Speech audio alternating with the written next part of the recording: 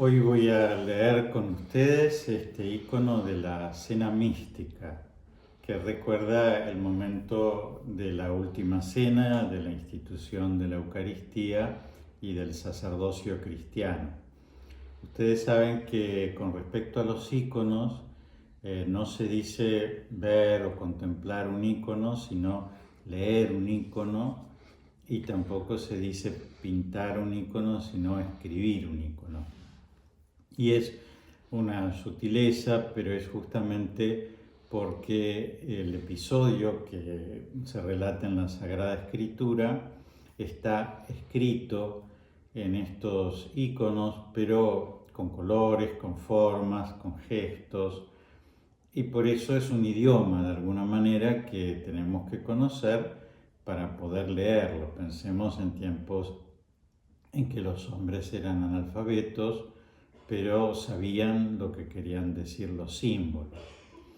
Entonces este icono recuerda la última cena en donde Jesús, la noche antes de la pasión, celebró el memorial de la Pascua, es decir, del paso del pueblo de Israel que salió de Egipto para cruzar el Mar Rojo y empezar ese largo peregrinar de 40 años por el desierto. ¿Se acuerdan que el pueblo de Israel tuvo una cena de un cordero que mientras el ángel exterminador pasaba por las otras casas hiriendo a los primogénitos de Egipto? Y entonces el pueblo de Israel se reunía para recordar esa cena, la última cena pasada en la esclavitud de Egipto, y también comían un cordero, el cordero pascual.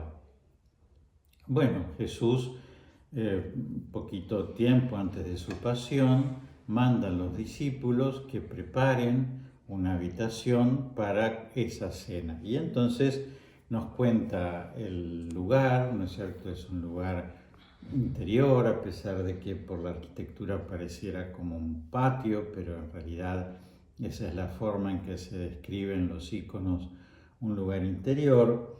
Hay una gran mesa redonda alrededor de la cual están dispuestos unos almohadones como si fueran unos colchones, porque la gente se recostaba en divanes alrededor de la mesa para comer.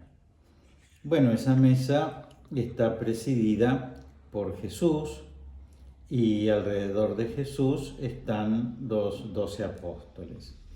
Vemos que en la parte superior hay como un telón, como un velo rojo que está como descubriéndose.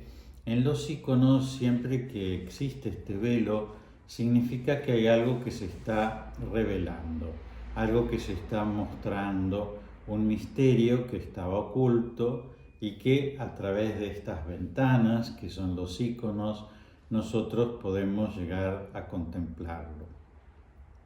Y entonces, ¿qué es lo que nos revela ese telón que se descubre? Bueno, Jesucristo, que está celebrando la última cena con los apóstoles, y las actitudes que tienen los apóstoles alrededor de él. Si se fijan, a la derecha de Jesús está el apóstol San Pedro, el que va a tener de alguna manera una primacía, primus inter pares, ¿no es cierto? El primero entre iguales, de alguna manera, sería esa la traducción, con respecto a los apóstoles.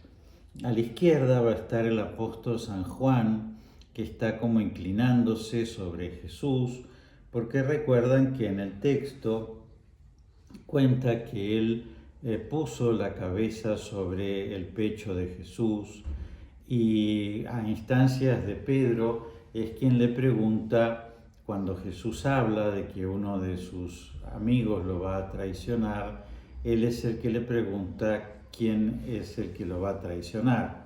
Y Jesús responde: aquel que coma del pan que voy a embeber en la salsa. Después están los apóstoles en distintas posturas, hablando entre sí, ¿no es cierto?, conversando, y después nos llama la atención la actitud de uno de los apóstoles, este que está acá, que está como abalanzándose sobre la comida que hay en la mesa. Bueno, este es el apóstol Judas, porque justamente quiere mostrarse con esa actitud, así como Juan se está abalanzando sobre Jesús, está como zambulléndose en Jesús.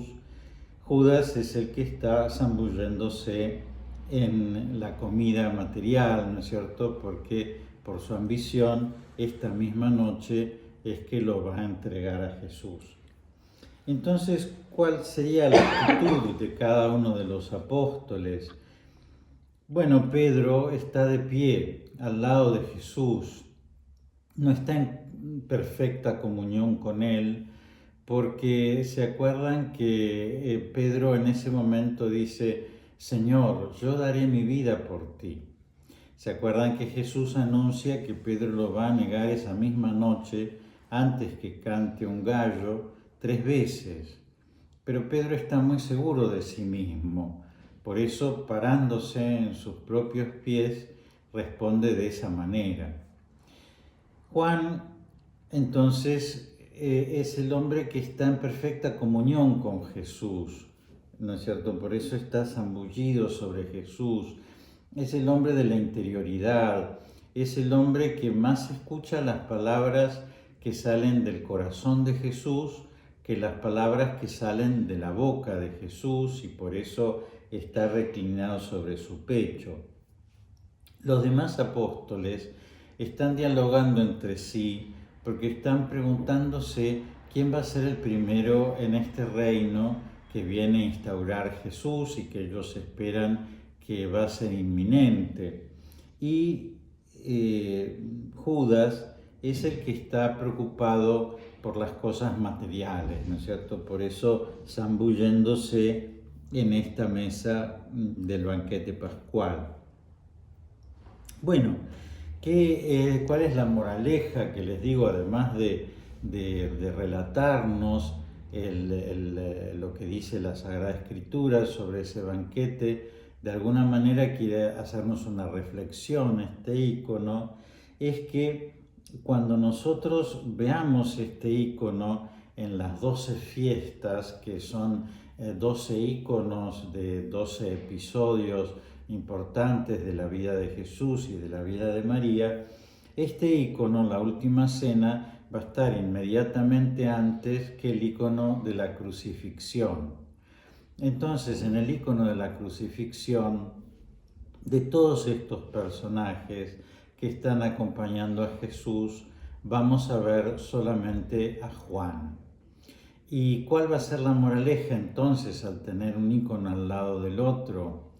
Bueno, va a significar que solamente el que está en comunión con el corazón de Jesús, solamente aquel que no está como despreocupado mirando para otro lado como hacen los apóstoles, solamente aquel que no está preocupado por las cosas de este mundo como hace Judas, solo aquel que no está parado sobre sus propios pies, sobre su propia seguridad, como lo hace Pedro, es el que en el momento de la prueba, en el momento de la cruz, puede permanecer de pie junto a Jesús. Y por eso todos estos van a estar escondidos. Judas se va a ver suicidado, ni más ni menos, pero el que sí va a estar al lado de Jesús de pie es aquel que tuvo comunión con Jesús. Nosotros no sabemos exactamente si Judas comulgó o no comulgó, porque en el relato no aclara cuál es el momento en que él deja la última cena para salir a traicionar al Señor. Pero lo que sí sabemos es que del resto, los 11, recibieron el cuerpo y la sangre de Jesús. Sin embargo, solo Juan estuvo de pie junto a la cruz. Es decir, Jesús es el pan vivo bajado del cielo. Él nos dice: el que coma de este pan vivirá eternamente.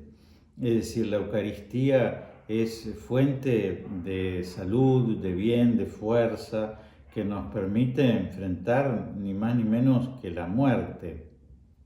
Pero no es solamente abrir la boca y recibirlo a Jesús, porque Pedro lo recibió a Jesús y porque los apóstoles que esa noche estuvieron escondidos también lo recibieron a Jesús.